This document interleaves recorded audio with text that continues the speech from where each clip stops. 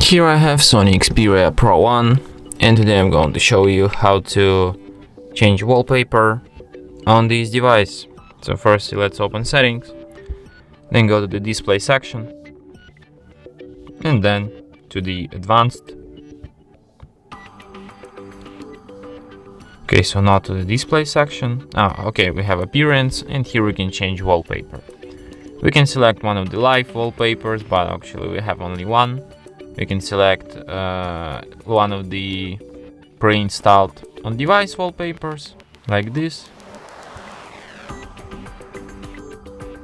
Nice wallpapers, I think.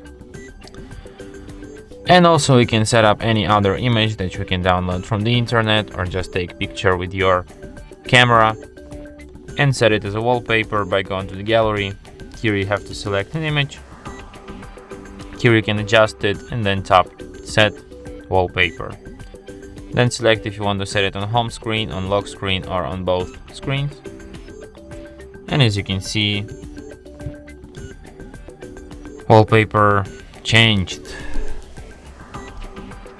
And that's it. Thanks for watching. If you find this tutorial useful, don't forget to hit that like button and subscribe to our channel.